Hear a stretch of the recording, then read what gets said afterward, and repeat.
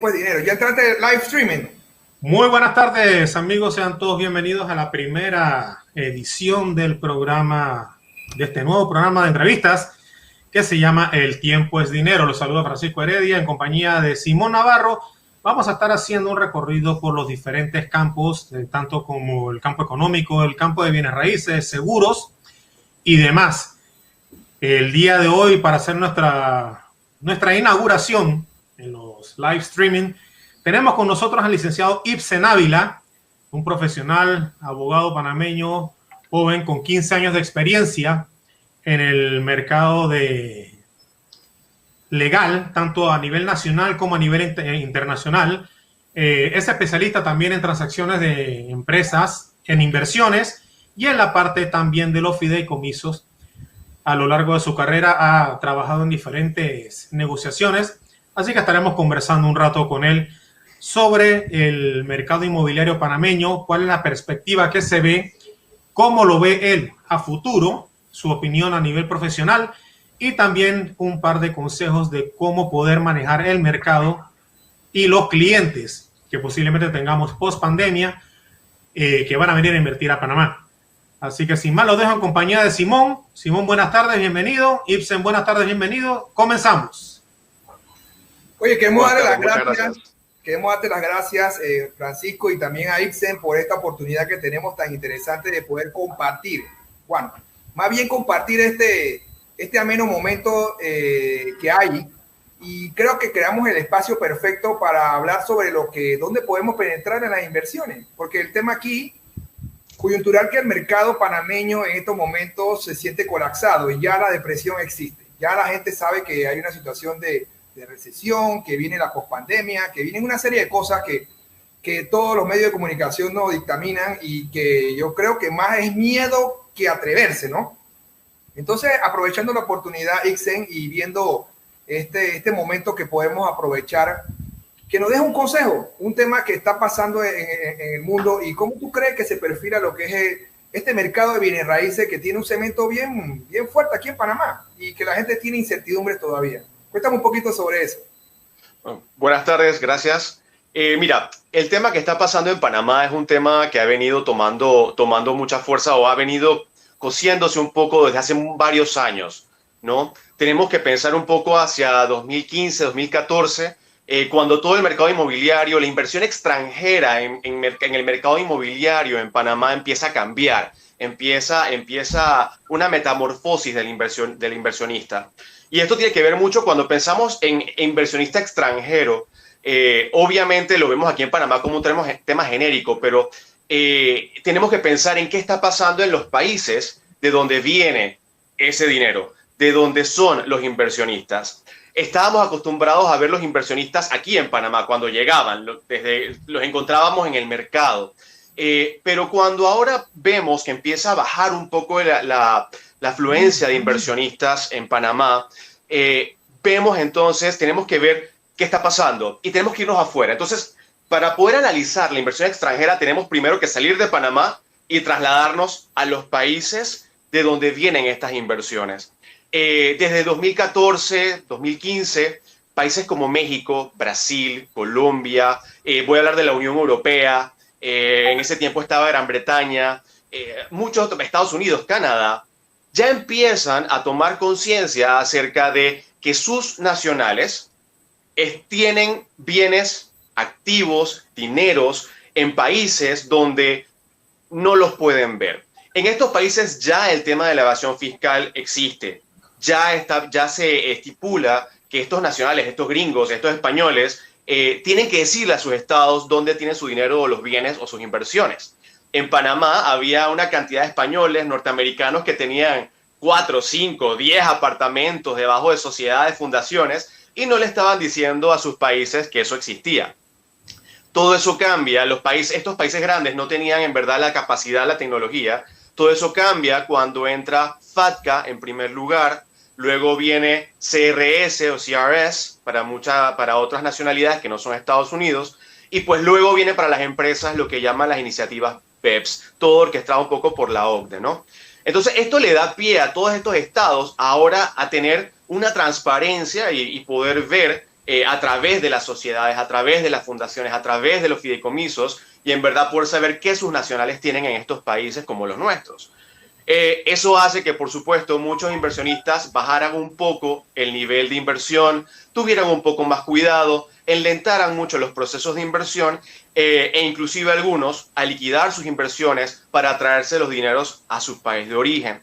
Así que esto no es un tema de ahora, este tema se ha venido cocinando por mucho tiempo, entonces simplemente estamos en el momento, tanto el hackeo de Mossack Fonseca como esta situación de la pandemia, simplemente ha acelerado un poco lo que ya se venía dando. Entonces estamos en un momento trascendental definitivamente, en donde podemos tomar estas lecciones, podemos hacer una pausa, analizar lo que ha venido pasando en estos países de alta inversión en nuestros países y poder usarlo a nuestro favor para entonces hacer en verdad un ataque de ventas inteligente, bien orientado hacia esos mercados, ¿no?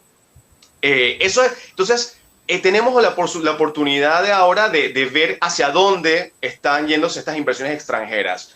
Estamos en un momento coyuntural en donde se nos está diciendo más o menos, ¿no? El mercado nos lo está diciendo, el Estado nos lo está diciendo, hacia dónde están orientando estas nuevas inversiones. Un punto importante es que lo que está buscando todas estas iniciativas, lo que están buscando FATCA, CRS, BEPS, lo que están buscando los estados es que las inversiones que sus ciudadanos hagan en otros países tengan sentido, tengan sustancia, tengan una razón de ser. Y que si tú los quieres tener, los puedes tener, no hay ningún problema. Pero ¿qué pasa? Vas a tener que pagar en los países como México, Estados Unidos, España y algunos del sur, impuestos sobre esas inversiones que tú tengas fuera de tu país de origen. Entonces, más o menos estamos allí. Estamos en un momento en donde los países grandes de inversión extranjera en Panamá están observando dónde están haciendo nacionales, sus empresas locales, y les están pidiendo transparencia. Repórtalo, paga tus impuestos en nuestros países sobre las inversiones que tú tienes y vamos a trabajar juntos para poder que esas inversiones se hagan de manera sana, ordenada, transparente. Una consulta, Ibsen, sí. Tomando como base lo que acabas de hablar acerca de las regulaciones internacionales sobre el manejo de dinero y el reporte para evitar la defraudación fiscal, ¿cuál es tu opinión sobre la inclusión de Panamá nuevamente en las listas de países que están, las listas negras de los países europeos? Salimos una vez, volvemos a entrar, salimos de nuevo, volvemos a entrar. ¿A qué punto tenemos que llegar para no volver a entrar más en las listas negras de los países supuestamente más pulcros y más limpios referente al lavado de dinero y a la evasión fiscal? Te voy a dar mi opinión, se divide en 3 puntos. Como profesional en este campo de transacciones internacionales de inversión extranjera y de estructuración de inversiones, las listas para mí no son desconocidas. De hecho, estamos en muchas más listas de lo que sabemos. Esta lista que suena de Europa no es la primera ni la única. Nosotros aparecemos en listados inclusive nacionales. México nos tienen un listado de jurisdicciones de baja imposición o de imposición preferente, es decir, jurisdicciones que tienen una tasa impositiva menor a la de México. Igualmente El Salvador, increíblemente, nos tienen una lista. Perú igual, Ecuador igual muchos otros países. Wow. No es la primera vez, ni es la única lista en la que estamos, simplemente, y no son listas negras, no es que nos impiden hacer comercio, simplemente nos ponen ciertos puntos adicionales. Como panameño, también, entonces, mi segunda opinión es como panameño, obviamente, es un tema un poco nacionalista, creo que estamos un poco en desventaja de negociar, tampoco queremos usar nuestras ventajas de negociación porque nos pueden cerrar puertas por otro lado. Entonces estamos en una, me siento un poco, obviamente me siento impotente, ese es el sentimiento creo que todos nosotros, pero también tengo que tomar en cuenta un punto importante y es como profesional del derecho y como profesional en el campo de inversiones internacionales. Panamá se comprometió, estamos comprometidos por CRS, estamos comprometidos por FATCA, estamos comprometidos. Hicimos una ley en mitad de la pandemia en donde nos comprometimos a hacer el registro único de beneficiarios finales, justamente para transparentarlo a los dueños de las sociedades y fundaciones que hay en Panamá. Esa ley se hizo, y no se ha implementado todavía. Entonces, esto nos ha pasado ya antes, en donde hacemos una ley para aplacar los ánimos, no la implementamos, arrastramos un poco los pies hasta que vienen, nos ponen en la lista y la implementamos. Entonces, no es la primera vez que esto pasa. De hecho, hemos escuchado, creo que esta vez no ha sido tan pesado como la primera vez que caímos en una lista. Ya no hay tanto, si escuchas un poco el mercado, no hay ese nivel de frenesí, de correr los bancos.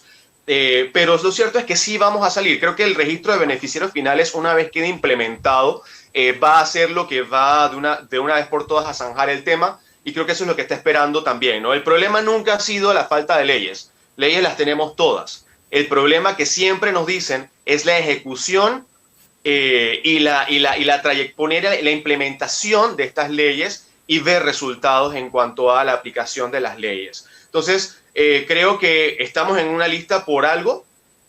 Siento que esto no es la primera vez que estamos aquí, definitivamente. Creo que nos falta algo por hacer, pero estoy seguro que de aquí a final de año definitivamente tenemos que haberlo hecho y debemos haber salido ya de todo este enredo nuevamente, ¿no? Y espero que de una vez por todas, que ese fue de hecho el compromiso que obtuvo el gobierno en un momento dado.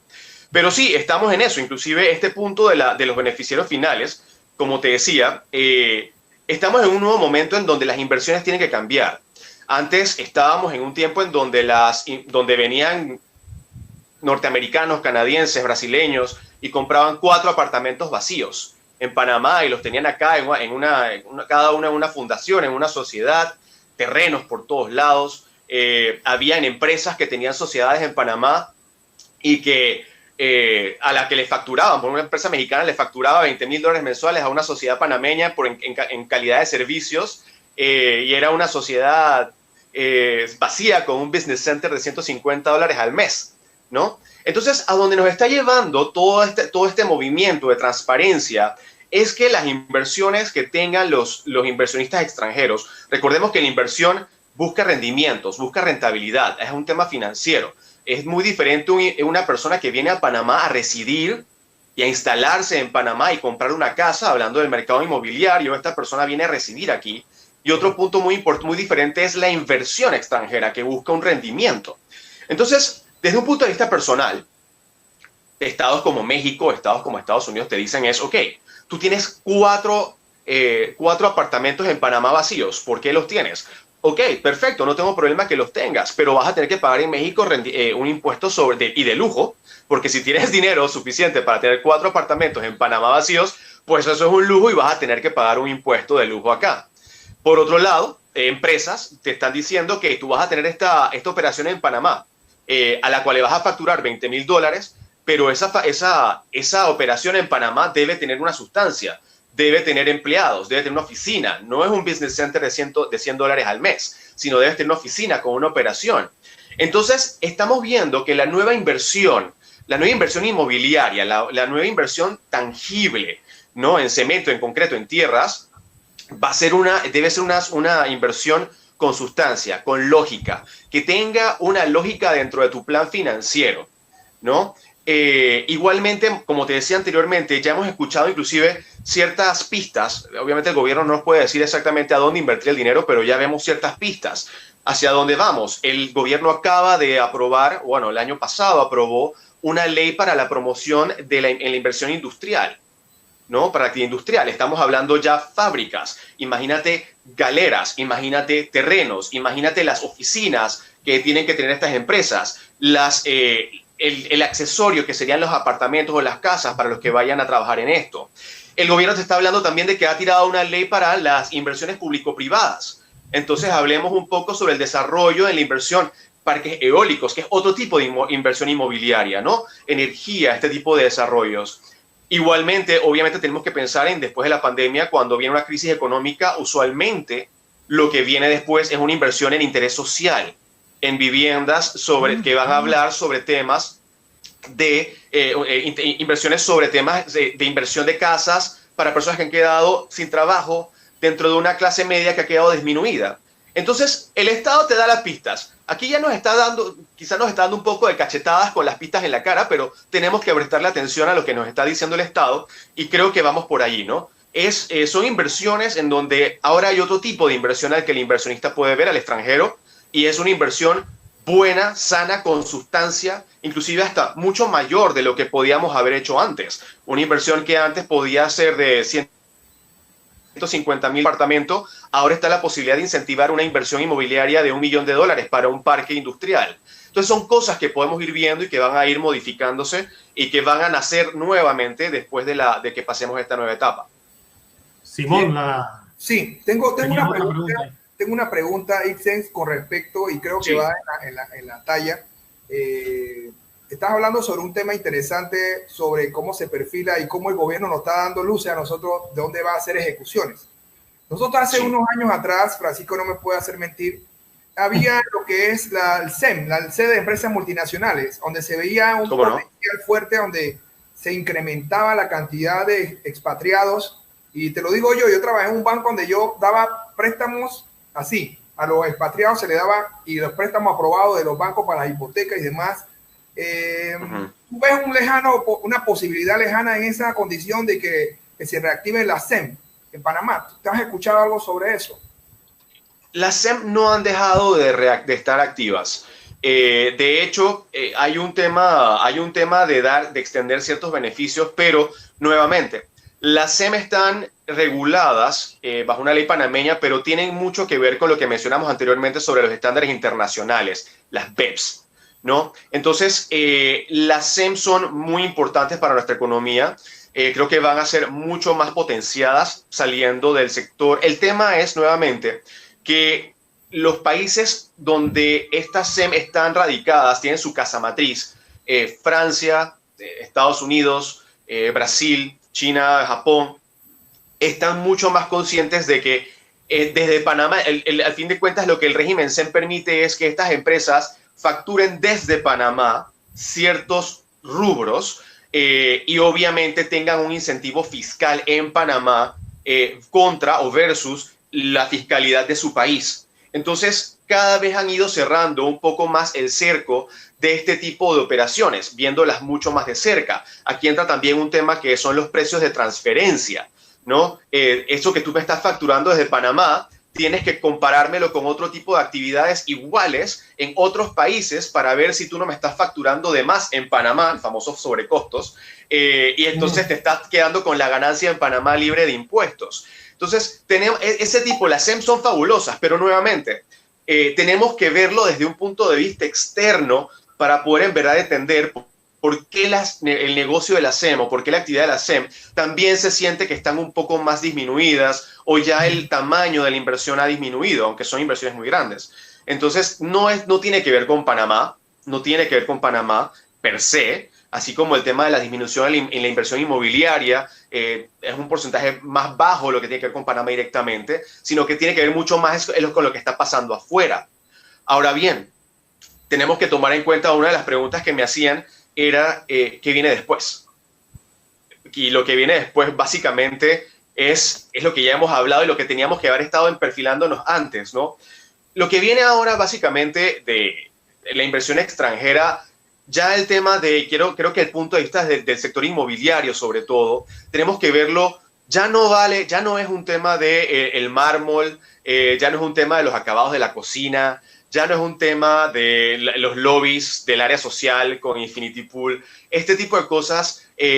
Venimos a un mundo en donde ya, por ejemplo, me hablaba un colega que quería ver el tema de los jubilados y los pensionados. Y le digo, este es un público que ya no va a poder viajar hasta dentro de 1 año y medio, quizá más, ¿no? Entonces ya no podemos tener el público que va a venir a ver las casas. Entonces, ¿cómo nos perfilamos a esto? Entonces, el punto, creo que la solución está en que tenemos que empezar a ver las bienes raíces o el negocio de bienes raíces desde un punto de vista financiero, de rentabilidad. ¿Cómo van a cambiar las cosas? Por ejemplo, yo recuerdo cuando antes venía un inversionista extranjero a comprar un tema inmobiliario y los únicos participantes eran el cliente y el abogado. Al contable nadie lo llamaba. Hoy día, y sobre todo desde un punto de vista contable, hoy día tú vas a un México, un Brasil, un España y nadie hace una transacción si no participa su fiscalista de cabecera, por llamarlo de manera, para que le diga cuáles son las implicaciones que tiene este inversionista español en España de esa inversión que él está haciendo en Panamá, por ejemplo. Igualmente acá tenemos que cuidarnos más ya. Igualmente, por ejemplo, desde un punto de vista regulatorio, los bancos se han convertido en un punto muy importante que tomar en cuenta, porque ya hay cosas que simplemente el banco no toma en cuenta o no permite el paso del dinero. Oficiales de cumplimiento de las empresas, de las firmas de abogado y contable y de bienes raíces inclusive. Entonces, ya no se convierte en un tema de un simple bienes raíces con un simple abogado. El negocio de bienes raíces ahora va a necesitar una aldea para poder tener un sistema de soporte que haga y pueda darle más sustancia a la inversión. Ya no se convierte en un tema de dime qué tan bonito es el apartamento, ya se convierte en un tema de dime cuánto me va a retornar esto. Un inversionista mexicano, español, colombiano inclusive, que quiera hacer inversiones en Panamá, ya no va quizá a tener un tiempo para venir acá a presentarlo, a ver el apartamento y decir, bueno, enséñamelo a ver cómo está. Ya se convierte quizá, vamos a tener que presentar los bienes raíces como un producto financiero puro y simple. Como tú le presentas un fondo, como tú le presentas acciones, bonos, como le presentas oro, entonces se convierte en, ok, dime cuáles son los beneficios de invertir en esto, qué me representa en mi país, cuáles son los beneficios que yo tengo en mi país y cuál es el retorno que tengo al final de un periodo X. Tenemos que hablar, por ejemplo, el hecho de que creo que una de las cosas que ha tomado mucho auge en este tiempo han sido los fondos inmobiliarios. Y creo que todo el que esté en bienes raíces ha escuchado esto más y más.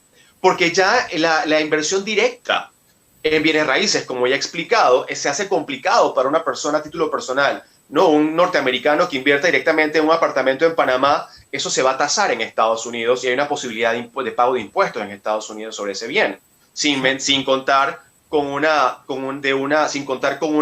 impuesto de transferencia el día de mañana cuando si esa persona fallece, su hijo tiene que pagar impuestos sobre la herencia. Son cosas que acá en Panamá no estamos ni siquiera enterados que pasan, ¿no? Porque tenemos un sistema fiscal bastante permisivo, pero hay otras que son mucho más duras. Entonces, los fondos inmobiliarios, por ejemplo, fideicomisos inmobiliarios, ese tipo de vehículos en donde el dueño del dinero puede entregar el dinero y estos vehículos como fondos o fideicomisos hacen las inversiones en su nombre, pueden dar cierto beneficio fiscal a estas personas en sus países de origen. Entonces, vemos que está cambiando mucho más, el mercado se está sofisticando mucho más, está haciendo uso de vehículos, de estructuras mucho más sustanciosas, pesadas, con mucha más regulación, para poder entonces brindarle, uno, la certeza al Estado originario de donde viene la inversión, de que esas inversiones están bien hechas. Segundo, para darle certeza al inversionista de que las inversiones se están manejando bien. Y tercero, pues para que nuestra jurisdicción en Panamá reciba dineros bien hechos, bien habidos y que también puedan ser transparentes y perdamos también un poco esa imagen que tenemos de paraíso fiscal. Mira, iba a hacer una pregunta. Sí. No, adelante, Simón. Mira, hay una situación que has mencionado, algunos países como México, me dijiste Perú, otros países. Sin embargo, ¿qué país tú sientes que tendría la vista puesta en Panamá para la inversión, según tu experiencia? ¿Algún país específico que tú creas que de repente nosotros, los corredores de bienes raíces o los que nos están escuchando o los que van a estar escuchando el video después de que se acabe esto, digan, oye, podemos perfilarme para un segmento de un grupo específico que puede ser beneficioso o que tiene un tema de legislación que no sea tan contundente, ¿no? Que es lo que estamos hablando ahorita. Claro, mira, yo creo que tenemos que verlo un poco sectorizado, ¿no? Es un análisis que tenemos que hacer juntos del mercado. Y lo que nosotros hemos venido viendo, te puedo dar un par de ejemplos. Uno de los sectores que quizás se vea beneficiado por una inversión en Panamá son aquellas personas o empresas o grupos económicos que quieran tener inversiones en dólares. En estos momentos de incertidumbre, muchas monedas locales están en franca decadencia, están en caída, fluctuando, están dándole inseguridad a muchas jurisdicciones. Entonces tenemos que ver, lo primero es aquellas jurisdicciones donde les conviene tener inversiones en dólares hechas, puras y duras, ¿no? Quizá no en un mercado de valores, quizá no quieren ponerlo en acciones de empresas, quizá no quieren ponerlo en un mercado de valores, pero sí quieren ponerlo en algo tangible. Bienes raíces puede ser, y en Panamá por el mercado dolarizado es un mercado importante para poder ofrecérselos. Nuevamente, tenemos que considerar el hecho de que tenemos que presentarlo como un producto financiero, ¿no? Esto es un producto financiero que te da un rendimiento, entonces, porque lo vas a tener en dólares. que al final del año, aunque no lo alquiles, aunque no lo muevas, pues, y estos gastos se van a cubrir cuando tú lo vendas o lo alquiles o hagas algo con ese bien. Tenemos que ver también en otros puntos, pues siempre atacamos un poco los países donde hayan ciertos niveles de inseguridad jurídica, inseguridad también un punto personal. Tenemos que ver países donde quizá los clientes quieren simplemente guardar su dinero tranquilo en otros países y lo pueden guardar en países como otros en dólares nuevamente, totalmente transparente, y prefieren tener las inversiones acá, bien guardadas en dólares, que de repente en sus países donde puede haber algún tipo de manipulación política o de seguridad para lograr que ellos entreguen el efectivo. Entonces son cosas que en nuestros países pues se dan a otros niveles, pero en otros países es un tema de verdad presente, ¿no? Obviamente también tenemos que ir viendo, cada vez son menos, hago constar cada vez son menos, los países que tienen regímenes iguales que los nuestros, regímenes fiscales, más territoriales. Todavía quedan algunos. Estamos hablando de Centroamérica, República Dominicana, algunos países del Caribe, algunos países en Asia, Sudamérica, todavía también tenemos algunos, en donde podemos ir perfilando, donde no hay un problema con la parte fiscal, donde no hay un problema con la inversión extranjera, donde no es tan complicado. Entonces ahí podemos ver esos países. Y obviamente el punto más sofisticado, creo yo, son los países en donde todavía tenemos ventanas, como por ejemplo Argentina, en algunos puntos también, como por ejemplo México hay ciertos puntos, Colombia algunos puntos, Estados Unidos y Europa ciertas posibilidades, ventanitas muy pequeñas para donde podemos entrar todavía, donde se puede canalizar la inversión de una forma u otra, de una forma más transparente y sustanciosa, pero que puede permitirse todavía sin una imposición pesada en sus países de origen. Tenemos que verlo de esa manera, ¿no? Que todavía quedan ciertos países. Entonces vemos desde un punto de vista inversiones en dólares, inversiones estables o seguras. Tenemos que ver países con regímenes fiscales territoriales y países en donde donde no es un tema ya de que no pagues impuestos, sino es un tema de repórtame lo que tienes afuera, haz la inversión a través de los vehículos correctos y vamos a trabajar juntos en lograr que ese impuesto no se pague ahora, sino que hay un diferimiento fiscal, es lo que llamamos, en el tiempo, y que cuando tú vendas ese apartamento en el futuro, entonces es que tú me vas a pagar los impuestos acá en el país de origen y no ahora mientras la tengas, ¿no? Esos son, creo que, algunas de las estrategias que podemos ir viendo en la parte de inversiones. Claro, es mucho más proactivo ahora, ya no es tanto reactivo, ya no es estar acá como catchers en Panamá esperando que lleguen los inversionistas. Ahora estamos viendo es que nos toca ahora armar el regalo, envolverlo en un papel bonito que le guste a los inversionistas de ciertos lugares y presentárselos y ver si lo compran. Entonces, ya ahora se ha volteado un poco la tortilla. Ahora tenemos nosotros que analizar nuestro mercado, ver cómo lo presentamos, analizar los mercados a los que vamos a ir a buscar a los clientes y presentarlo de la forma que les conviene al cliente en ese país. Sí. Disculpa, Simón. Sí. Hace un momento tocaste un tema que a mí me pareció muy importante. Lastimosamente nosotros en Panamá todavía nos manejamos al momento de las compras. Y digo lastimosamente porque no hemos avanzado en eso para las compras de las propiedades, los terrenos, los bienes inmuebles. La figura del escrow account o el plica, como lo manejan a nivel de inversión. ¿Crees que sería una forma más fácil de poder implementar o existir alguna forma más fácil de poder implementar esa figura aquí en Panamá para aliviar un poco el asunto del trámite bancario para obtener el préstamo y manejar mejor el asunto de la hipoteca?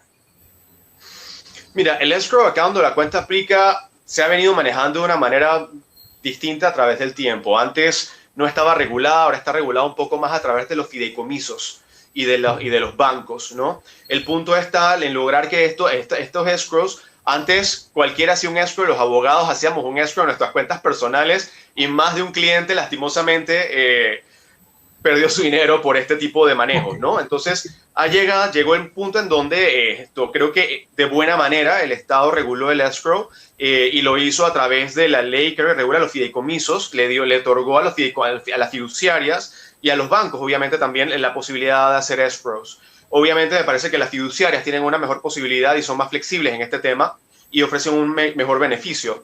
El escrow existe, la verdad es que no es un tema de escrow, no es un tema de la garantía, no es un tema. Me parece que al final del día los bancos es un tema más de dónde es el beneficiario final.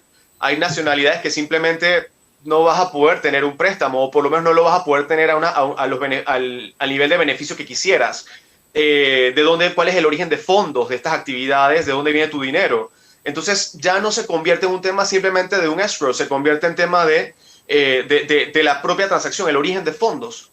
Y me voy por ahí creo que es un tema accesorio que tenemos que hablar, y es el tema de que muchos abogados contables, bienes raíces, el default setting para hacer las ventas es usar sociedades y fundaciones para poner las propiedades, ¿no? Y esto es un craso error hoy día, en muchos casos. Por lo menos, creo que tienen sus beneficios, obviamente, entendiendo cuál es el propósito de la inversión, hacia dónde vas con esto, cuál es el beneficio que está buscando el inversionista. Nuevamente, tenemos que analizar el propósito del inversionista, porque a veces si lo ponemos en una mera sociedad o en una fundación o algo, podemos estarle causando mucho más daño al inversionista extranjero, podemos estarle causando mucho más complicaciones y dolores de cabeza a ponerlo a su nombre directamente.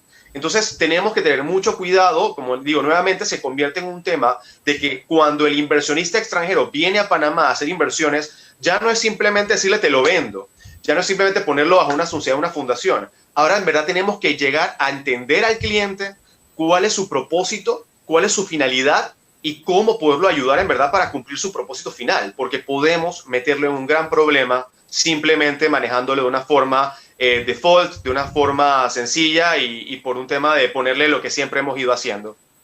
Okay.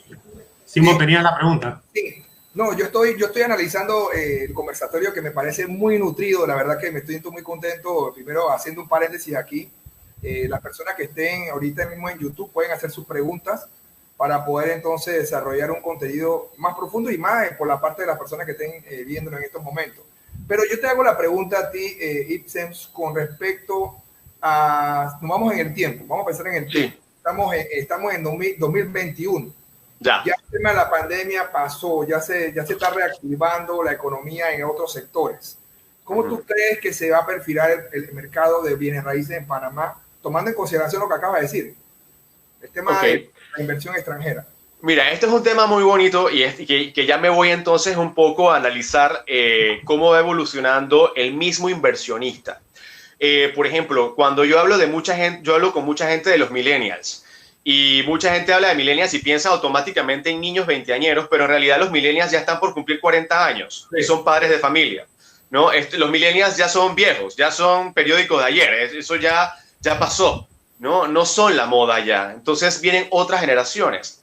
Entonces, cuando pienso, por ejemplo, en el próximo inversionista, tenemos que hablar de un inversionista muy tecnológico.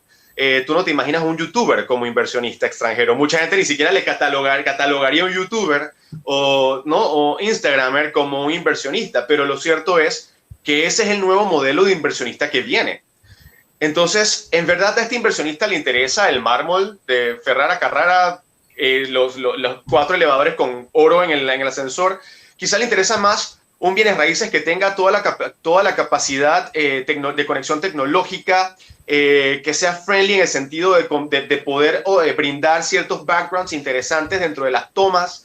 Entonces, tenemos que pensar en un público más movible, en un público que no le interesan los metros cuadrados tanto, sino la practicidad, en un público que se va a mover muchísimo, en un público que va a estar aquí hoy, mañana no, o que no necesita siquiera estar en un lugar fijo. Nómadas digitales, que le llaman. Los nómadas digitales, exactamente. Entonces, tenemos que pensar en ese tipo de inversionista. Ese es uno. Tenemos que pensar también, obviamente, creo que el tema de pensionados y jubilados siempre va a ser un tema mientras tengamos una legislación interesante para ellos, para la movilización. Creo que, obviamente, esto también es pendiente de que mejoremos un poco nuestra infraestructura y algunas cosas que ya debemos ir mejorando y que de aquí al 2021, donde nos pusiste, debemos estar listos y podemos hacer mantener ese tipo de inversión. Pero creo que si nos perfilamos bien, Panamá va a estar en un punto en donde ya vamos a estar más dedicados a un tema industrializado y financiero. Vamos a hacer mucho más uso de nuestra capacidad logística gracias al canal. pero definitivamente vamos a estar más dedicados al tema tecnológico y debemos irnos por ese lado. Debemos dejar de pensar en el inversionista que Panamá siempre ha tenido en mente, siempre ha estado, ha tenido esta idea de la inversionista que viene con sus abrigos y su lujo y que viene derrochando dinero, pero ya viene otro tipo de inversionista.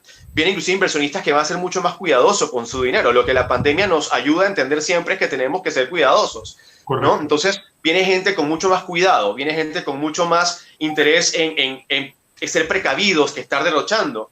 Entonces, en el 2021 creo que vamos a tener un nivel de inversión mucho más sustancioso. Atrás quedaron los tiempos de tener apartamentos vacíos. Creo que el tema de aprovechar inversiones para las plataformas tecnológicas, Airbnb y todas las que vengan después, porque estas plataformas, si hemos aprendido, no se van a ir, ¿no? Al contrario, van a ir mejorando, van a ir aumentando la variedad de plataformas tecnológicas. Entonces, creo que tenemos que pensar en ir a ese punto. Hablaba hace un tiempo con unos colegas que ellos ya se están desarrollando, por ejemplo, en Colombia, edificios completos solamente con la intención de ponerlos y de ser listados en Airbnb.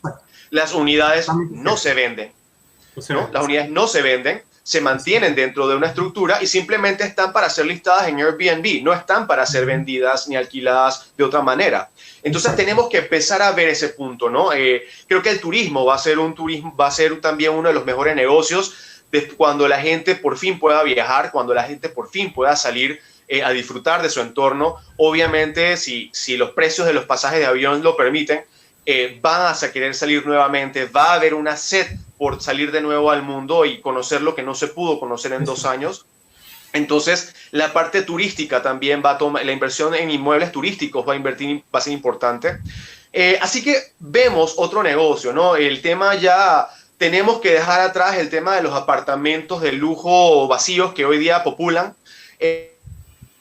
Van a tener un uso más adelante y espero que así lo sea. A medida que la población vaya creciendo y la clase media vaya creciendo, van a ser utilizados.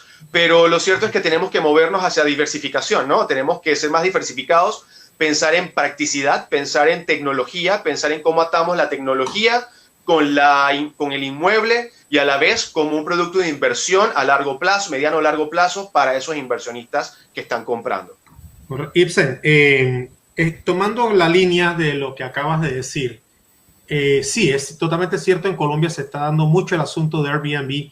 Lastimosamente, y tú como abogado lo sabes perfectamente, que la legislación aquí prohíbe el alquiler temporal de propiedades por el perjuicio que le causa a la hotelería.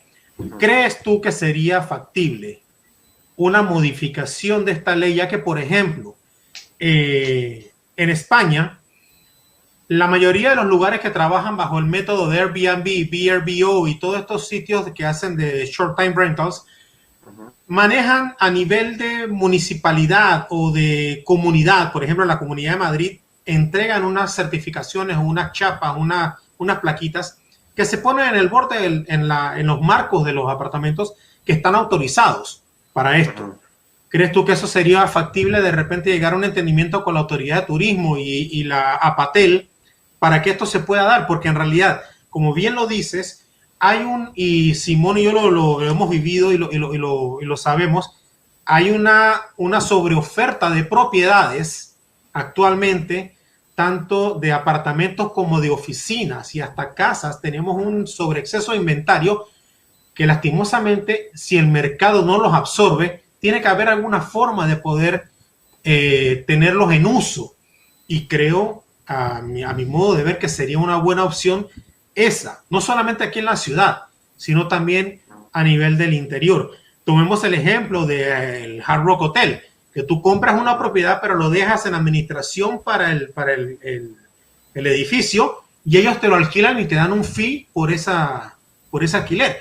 ¿Crees tú que podríamos llegar más adelante a tener algo similar a esto? Mira, creo que en un momento dado, en verdad no estoy seguro y acepto la parte que no conozco del todo. Sé que en un momento dado Airbnb llegó a un acuerdo trató de llegar a un acuerdo con la ATP para pagar el impuesto de turismo sobre las habitaciones o propiedades que alquilaba. ¿Dónde quedó esa negociación? O si se llegó a finiquitar, no estoy del todo seguro, me queda de tarea, pero sé que sí se llegó a hablar y Airbnb llegó a proponerle a la ATP proactivamente pagar los impuestos de turismo por habitación, como si fueran una habitación de hotel, ¿no? Creo que Uber y Cabify y todas las plataformas de transporte que quedaron habilitadas por ley y que la Corte Suprema de Justicia, en mi concepto, correctamente liberalizó a nivel nacional, nos ha demostrado que estas plataformas y la tecnología está aquí para quedarse. Correcto. ¿No? Creo que no hay vuelta atrás. Nuestro país, lastimosamente a veces, y esto es una opinión muy personal y me disculpan, a veces nos gusta retener nos gusta tener ese confort de lo conocido, ¿no? Muestra de ello, y para los abogados que nos estén viendo, la ley de sociedades anónimas que va para 100 años y ¿sabes? Los abogados la tenemos en esta cajita de cristal que nadie la puede tocar.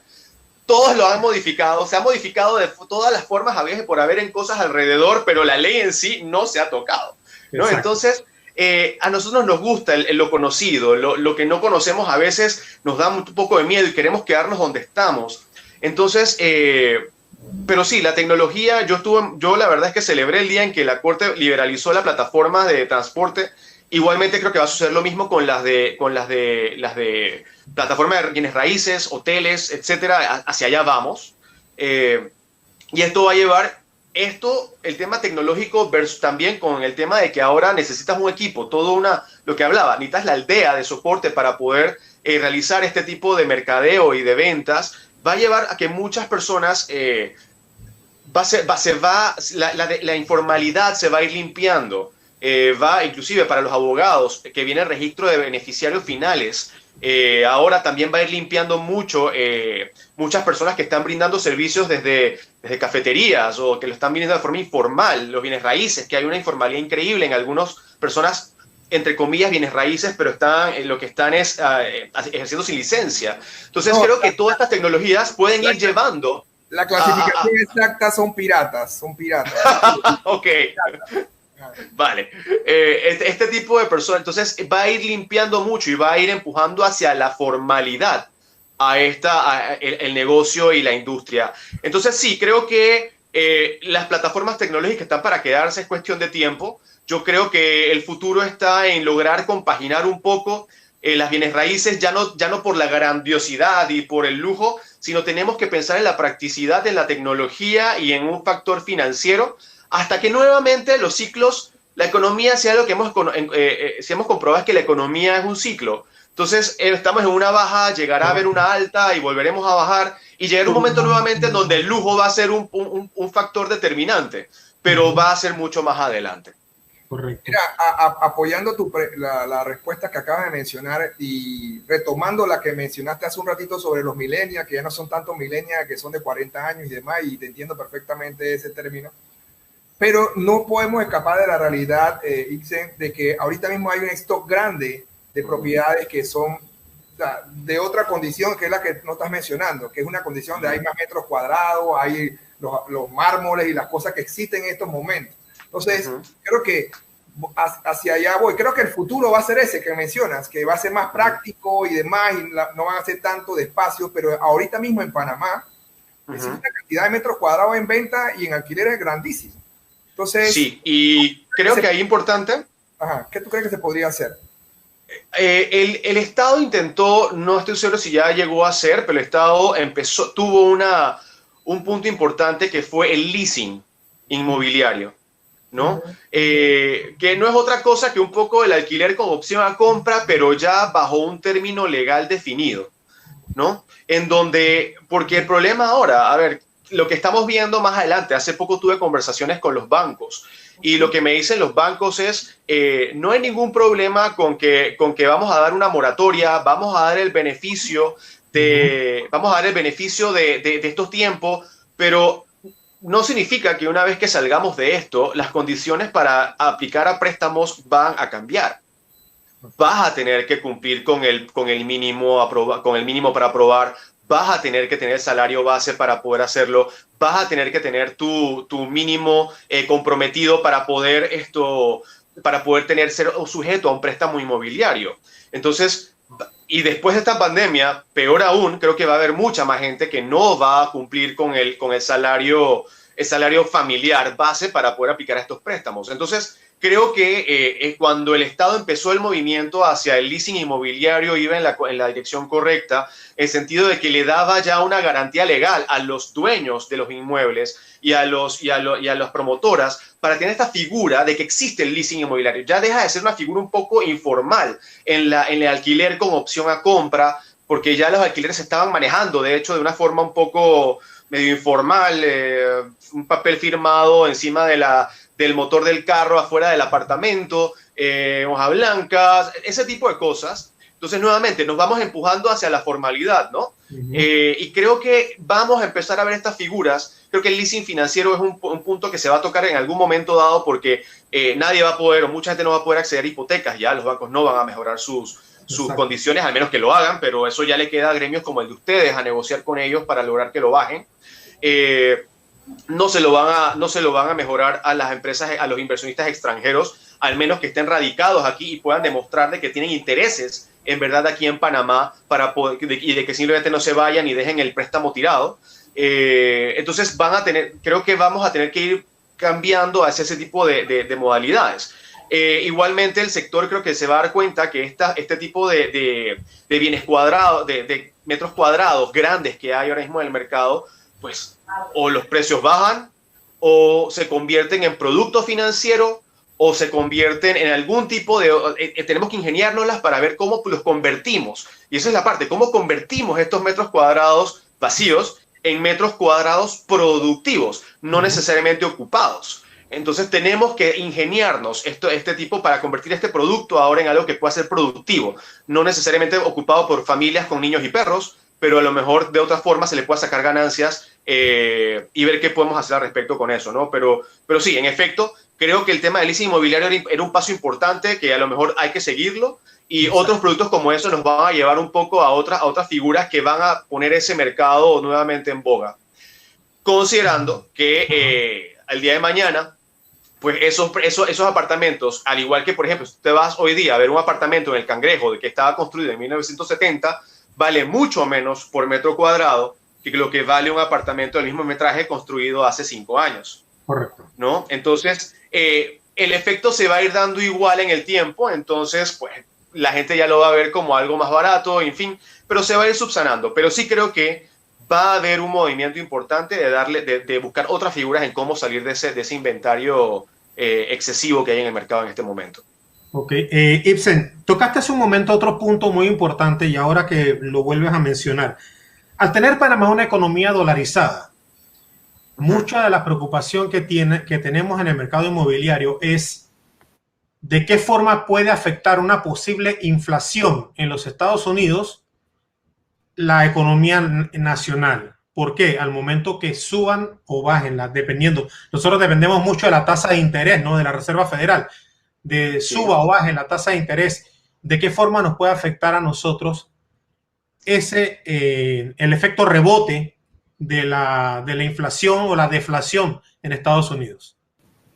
Mira, hay algo que Panamá ha sido muy suertudo en muchas cosas. Hemos gozado de gran suerte para muchas ocasiones y esto ya ha pasado antes inclusive.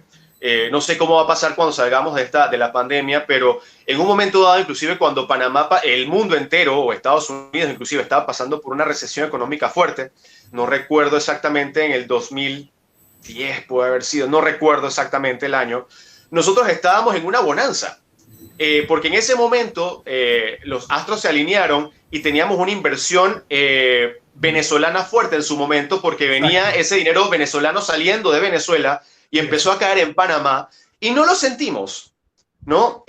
No sentimos ese golpe, esa inflación, no sentimos ese tipo de problema. Antes de eso hubo otra y en ese momento estaba el euro al doble que el dólar y venían entonces las inversiones de Europa en su momento y tampoco sentimos la recesión o la inflación de ese momento porque estábamos en una bonanza. Entonces estaba caro todo, perfecto, pero lo podíamos aguantar porque estaba llegando el dinero. Hemos tenido también situaciones en donde cuando suceden problemas o en Estados Unidos hay este tipo de inflaciones, hay este tipo de recesiones o hay este tipo de coyunturas económicas importantes a la alta o a la baja, siempre hay una parte de Estados Unidos que decide salir, ¿no? Ya sea ganó la derecha, la izquierda sale, la izquierda ganó, la derecha saca el dinero. Entonces, todo va a depender mucho de cómo se muevan las cosas, pero siempre hay un flujo.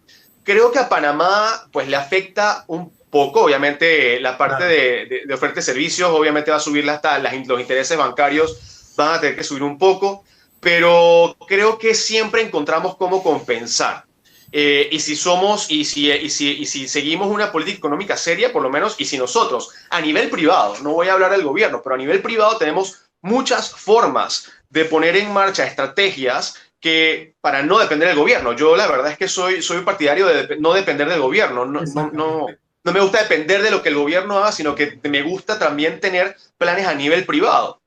Y creo que podemos, organizaciones como un PYME, organizaciones como los gremios de bienes raíces, los de abogados y demás, también tenemos opciones y recursos para poder atraer a nivel privado esas inversiones y irlos a buscar, sin tener que estar siempre en el tema de el gobierno tiene que hacer, el gobierno debe hacer, pues también tenemos nosotros cierta responsabilidad y cierta proactividad que podemos realizar para poder atraer esa inversión. Entonces, ¿cómo va a afectar? Va a afectar, definitivamente nos va a afectar, pero si somos inteligentes y si somos prácticos y si somos vivos, podemos diseñar a nivel privado y a nivel de las organizaciones la forma de atraer ese capital para poder sobrellevar la ola y llegar hasta la próxima cresta.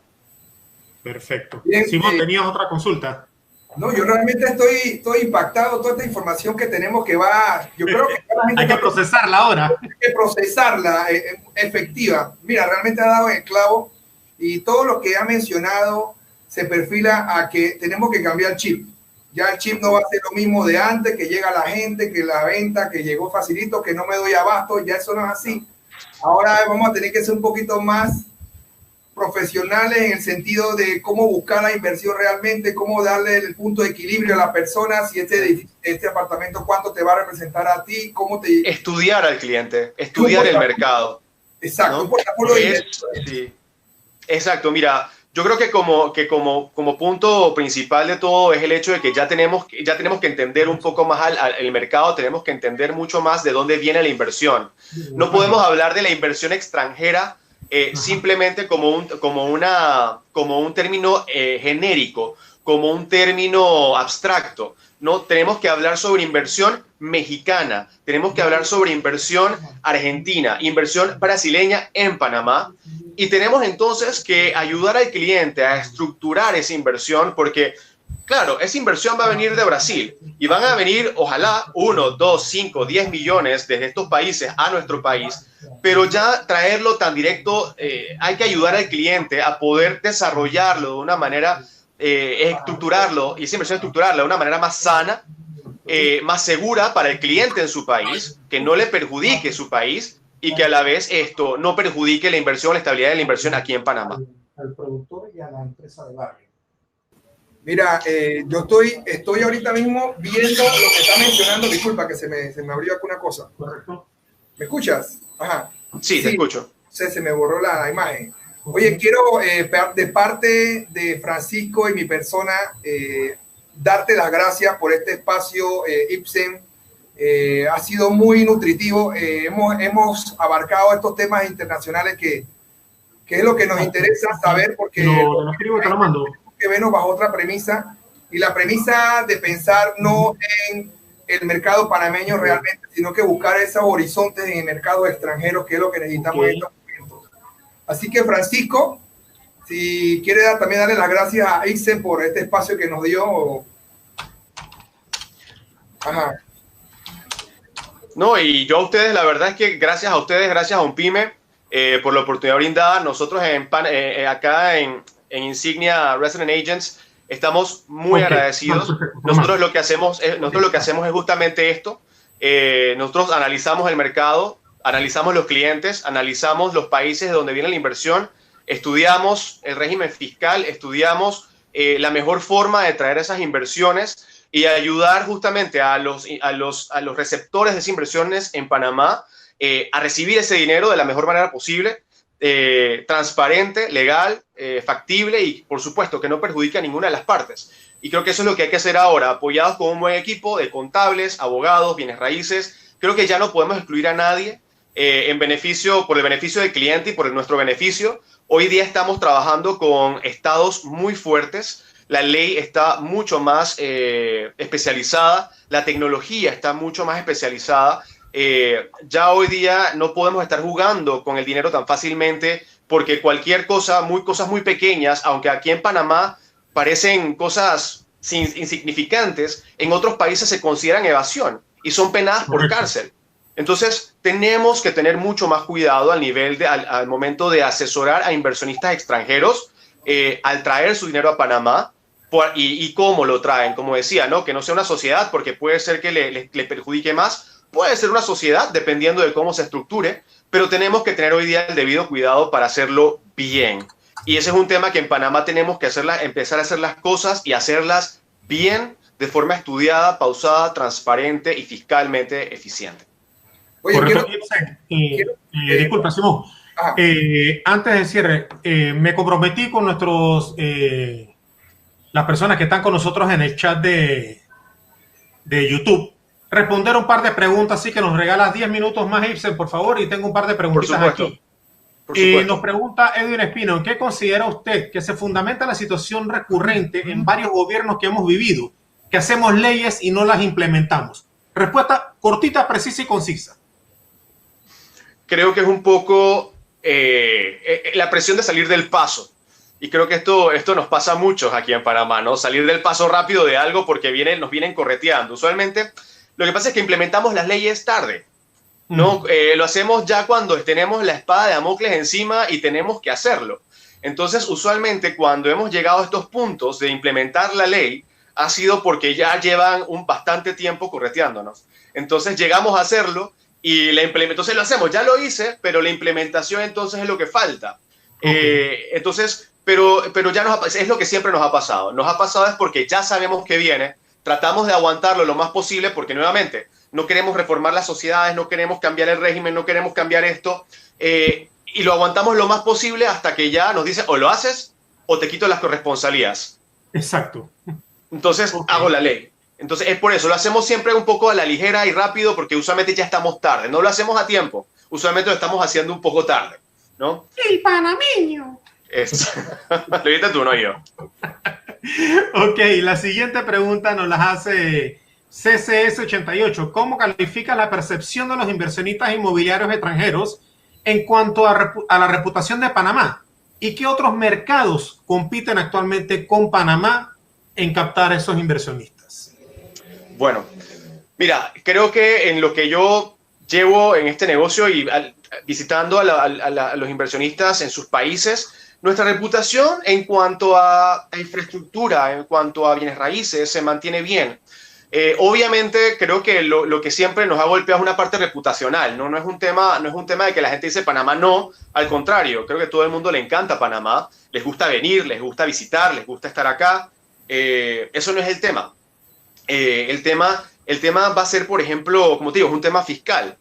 En cuanto a los países que compiten, si hablamos desde un punto de vista inmobiliario, en un momento dado estuvo compitiendo Colombia, Cartagena, Barranquilla estuvo compitiendo, Medellín estuvo compitiendo, sobre todo cuando lo atas a regímenes migratorios de residencia por compra inmobiliaria importantes.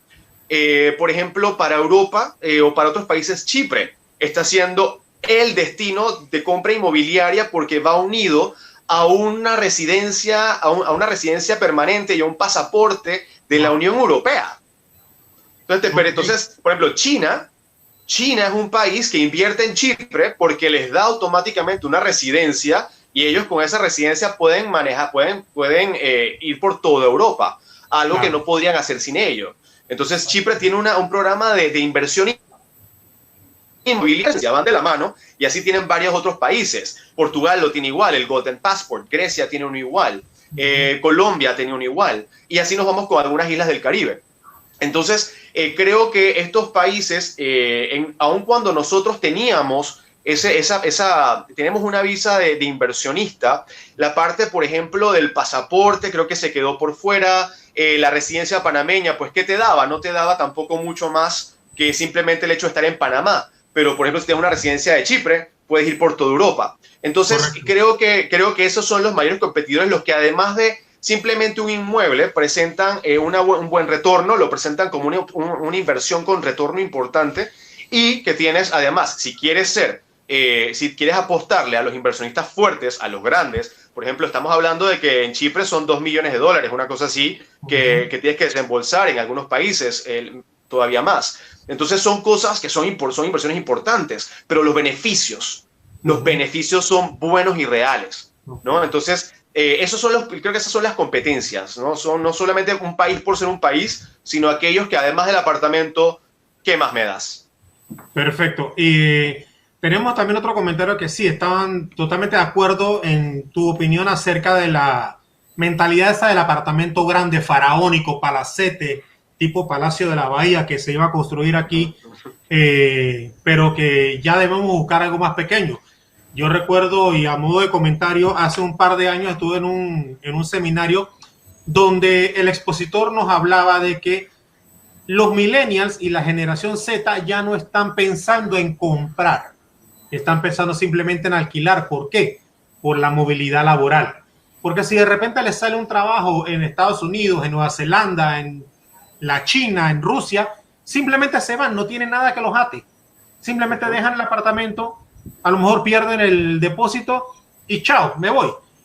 Entonces, esa es la mentalidad. Apartamentos más pequeños, 160 metros, máximo 200 metros, para una familia de 3, de 4, podría ser la solución. Pero estos palacetes ya, tipo Ensenada, tipo Winston Churchill en Paitilla, ya son apartamentos que en realidad se han quedado rezagados. Santa María tiene mucho de eso, pero bueno, ese es otro target, no estamos buscando ya otro nivel. Pero para nosotros, la clase media, la clase trabajadora, la clase profesional, sí tenemos que buscar algo más económico. Y la otra pregunta que me hace Jin Sie, ¿podríamos llegar al momento de que podamos utilizar la criptomoneda para hacer compras inmobiliarias? ¿Qué piensas tú? Yo pienso que ojalá. Como te digo, yo creo que tenemos que ir con la ola de la tecnología, de las monedas y demás, pero va a depender de los bancos.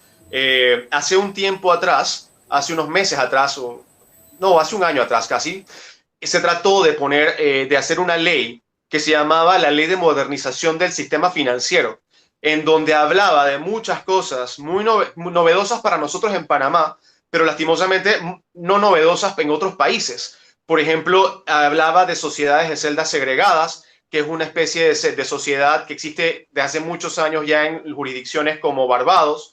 Hablaba de blockchain, hablaba de lo que era un family office versus las empresas de asesoramiento financiero o las firmas de abogados. Hablaba sobre criptomonedas y empezaba o daba luces a que empezara a legislarse sobre estas nuevas tecnologías. Obviamente hubo cierta resistencia de los sectores más tradicionales financieros y eso quedó allí. Obviamente estamos en un tema de los bancos. Yo soy creyente de que tú tienes que legislar para crear. Creo que los bancos, nosotros, los abogados, las asociaciones como UNPYME, las asociaciones de bienes raíces, tenemos que presionar para legislar para crear. Lastimosamente estamos en un periodo donde estamos legislando para prevenir, para impedir que pasen cosas que ya pasaron, que se hicieron mal o que pasaron. Estamos legislando para prevenir que sucedan crímenes de corrupción. Estamos legislando para que no se use el sistema financiero de una manera.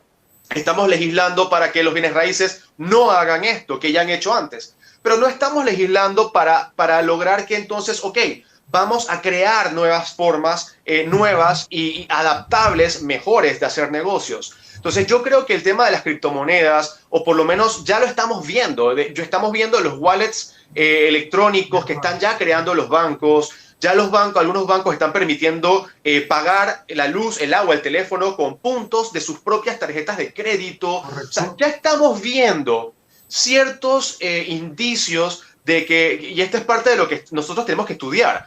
Nosotros como empresa tenemos que estudiar este tipo de nuevas formas de pago para poder decirle a los clientes cómo pueden acceder al sistema bancario y por ende hacer los pagos locales. Y ya estamos viendo este tema. Entonces, Bitcoin creo que quizás como los conocemos ahora, no, pero el monedero electrónico y la moneda electrónica creo que va a ser una realidad de una forma u otra. Como te digo, no el Bitcoin per se, pero ya hay una especie de monedero electrónico en donde tú puedes hacer pagos sin tener que hacer una transferencia electrónica. Entonces, ya estamos en la época de las transacciones tecnológicas, ya estamos en el punto del pago tecnológico, estamos en cierto punto de monedero electrónico, nos falta la parte de la moneda, pero ya existe también. Entonces, ya hay jurisdicciones que son que son tolerables a la parte de la criptomoneda. En el Caribe ya hay países que la están aceptando, en Europa igualmente, en Asia igual. Entonces creo que es un tema que simplemente vamos a tener que adecuarnos nuevamente. El sistema bancario en este momento está en un momento muy restrictivo en el sentido de que estamos ahora mismo bajo la presión de prevenir. Mi pensamiento y mi ideal es que lleguemos a un punto de crear, ¿no? Y que se hagan leyes para crear, que haya leyes para desarrollar y no necesariamente leyes para prevenir y para evitar, porque si legislas lo suficiente para que se eviten hacer cosas, pues adivina, no se va a hacer nada. Correcto. Entonces deben haber leyes que empiecen a ver el futuro y que permitan crear cosas, no solamente impedir que sucedan. Tenemos dos más y con esto entonces pasamos con Simón. Me pregunta Edwin Espino, ¿cuál es el procedimiento o la mecánica aplicada a los analistas nacionales para que no se equivoquen en las recomendaciones a los posibles clientes? Se refiere al estudio de mercado y al posible también el retorno de inversión, ¿no? ¿Qué tipo de estrategia se utiliza ahí? Y vuelvo al punto, y creo que la aldea para mí es la mentalidad de la aldea, ¿no? Tienes que rodearte de personas ya, no podemos trabajar solos. Ser un independiente ya no significa serlo tú solo, es casi imposible. Y en el entorno de hoy día, nosotros, te lo puedo decir yo no puedo hacer nada si no estoy hablando con mi contraparte en España, el fiscalista de España que asesora al cliente, yo acá en Panamá conociendo la fiscalidad y ver quiénes son las partes en el juego. A lo mejor ese español tiene un socio canadiense, entonces cómo estas cosas van afectando la transacción cuando llega a Panamá, ¿no? Entonces creo que ya no es un tema de hacerlo solo. Creo que tenemos que, tener siempre un cooficial de cumplimiento. La ley ya nos obliga a tener una parte de cumplimiento importante de nuestro lado. Tenemos que tener temas como WorldCheck, tenemos que tener matrices de riesgo, tenemos que tener contables que nos hablen sobre el tema actual de cómo está la fiscalidad panameña, el fiscalista de nuestro cliente en el país de donde se origina la inversión. Tenemos que escucharlos también. No podemos, o no debemos, mejor dicho, aceptar que el cliente diga, no, yo lo voy a hacer porque sí, porque honestamente después nos va a echar la culpa a nosotros. Entonces tenemos que uno también tiene que cuidarse, sobre todo en este entorno. Panamá ya tiene la evasión fiscal penalizada. Entonces eso nos pone en una situación muy delicada. No podemos estar dando asesoramiento tan a la ligera, porque podemos estar cometiendo sin querer un problema de evasión o ayudando a un cliente a evadir impuestos o mal evadidos inclusive, porque lo van a atrapar. Entonces es el tema de la aldea, no podemos hacerlo solos. Tenemos que rodear un contable, cumplimiento, abogados, bienes raíces, zapatero a tus zapatos, y tenemos que empezar a dejar de ser todólogos. Tenemos que aprender a apoyarnos con las personas profesionales en cada tema y tenemos que hacer sinergias. Por eso digo que ya esta informalidad de personas que estaban haciendo las prácticas laborales solitos por ahí tratando de hacerlo todo, vamos a tener que empezar a hacer pequeñas aldeas para poder dar apoyo a nuestros clientes de forma correcta. El tipo blockchain, pero a nivel profesional, entonces el apoyo mutuo entre todos nosotros. En donde no haya lugar a dudas de lo que estamos haciendo y que todos nos hagamos responsables de nuestra parte. Perfecto. Y esto, Grupo Marlex nos dice, los bancos no están ayudando, están muy difíciles sus parámetros. pero hoy día las promotoras están cambiando su modalidad a alquiler con opción a compra. Es lo que habías hablado hace un momento, que era el leasing, ¿no? Pero el leasing lo están manejando también las promotoras y lo están manejando también algunos bancos. Y lo vamos a ver más, estoy asumiendo. Marlex, crear alianzas también, exactamente. Así tenemos que trabajar ahora, tenemos que tener un equipo apoyándonos. Los corredores no somos ya los que lo podemos hacer todo, tenemos que tener siempre la asesoría o el apoyo de colegas que se especialicen en otras áreas. Así que, Simón, continúa tú. Y me voy un poco más allá y agrego lo que habla Francisco. Tenemos que tomar en cuenta que hay legislaciones en otros países, por ejemplo, toma en cuenta la mexicana, porque México hoy día está en el nivel más alto en temas de legislación fiscal, es la non plus ultra en tema fiscal, en donde casi no da pie a que un inversionista pueda tener inversiones fuera sin ser tasadas en México, pero hay formas, pero es muy restrictiva. En esta legislación inclusive responsabiliza a los asesores como nosotros, los abogados, los tributaristas, los contables, que conocen o en el ejercicio de su función conocieran de las estructuras o de los dineros que el cliente tiene en inversiones fuera del país, a conocer tienen que reportarlas. Y si no las reportan, tienen una responsabilidad. Entonces, ya no es una cuestión, como digo, nosotros acá en Panamá a veces estamos relajados porque este tipo de legislación quizás no la conocemos tan fuerte como no nos afecta a nosotros aquí en Panamá, no la tenemos, no tenemos impuestos a los dineros en cuenta, no nos quitan impuestos a los depósitos que tenemos en nuestra cuenta de ahorros, pero en estos países sí. Entonces, a veces se nos pasa por encima el hecho de que estas legislaciones son tan pesadas y tan restrictivas a los clientes hasta un punto de que cualquier error puede convertirse en evasión y puede caerle encima. Entonces, tenemos que ser responsables como profesionales en Panamá de que esas inversiones que estamos ayudando a hacer en Panamá a un inversionista extranjero sean bien hechas, no solamente en Panamá, sino desde un punto de vista del país de donde se origina la inversión. Perfecto. Oye, yo quisiera que antes de terminar, antes de culminar con esta intervención por parte de nuestro amigo Ixen, que dé sus datos, de su correo electrónico para que las personas, porque va a haber personas que puedan estar interesadas en que pueda darse este contacto contigo en tu compañía para ver si nos puede hacer información aquí ya para aprovechar. La anotamos en la parte de abajo, en la descripción del video que va a quedar aquí en el canal de YouTube. Se lo agradezco mucho. Nuestra empresa se llama Insignia Resident Agents. Somos una firma que es una alianza, nace como una alianza. El punto panameño somos Insignia Resident Agents. Mi correo es insigniaresidentagents.com. La página web insigniaresidentagents.com. Y pues mis datos los van a dejar allí. Nosotros justamente tenemos alianzas con España, con Estados Unidos, desde donde damos asesoría a inversionistas, personas de todo el mundo que quieren invertir en Latinoamérica y especialmente en Panamá. Somos una firma que nació justamente de los nuevos parámetros, de los nuevos estándares, muy proactivos, muy mirando hacia adelante y totalmente alineados con los nuevos estándares, ¿no? No estamos de acuerdo con las formas conservadoras y anteriores de hacer las cosas, sino que tratamos en verdad de ayudar de una manera práctica a nuestros clientes. Entonces, ofrecemos todo tipo de servicios en el sentido de que nos manejamos desde un punto de vista muy internacional y pues cuentan también con el apoyo de nuestras firmas en Miami y en Madrid para cualquier apoyo adicional fuera de esto. Y al final esto es lo que hacemos, ¿no? Tratamos de canalizar esas inversiones hacia Panamá y otros países de Latinoamérica de la mejor manera posible. Y ese es nuestro negocio. Oye, te queremos agradecer, Ixen, por tu espacio, por tu tiempo tan importante y nosotros compartiendo con nuestros corredores bienes raíces, nuestros amigos, las personas que nos están escuchando por el canal de YouTube también. Estamos muy contentos.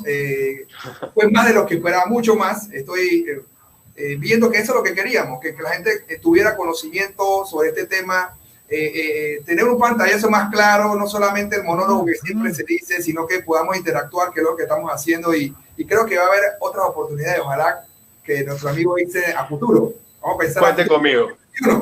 Podamos alzar la copa y decir, llegamos a lo que queríamos entonces. ¿Ah? Cuenten conmigo, tienen un colaborador, todos sus asociados, todos sus colegas, cuenten conmigo.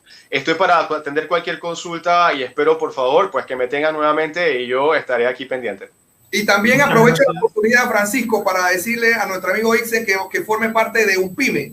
Exactamente. Serás bienvenido, Pyme. Necesitamos gente como tú, gente que trabaja y gente que conoce sobre el tema.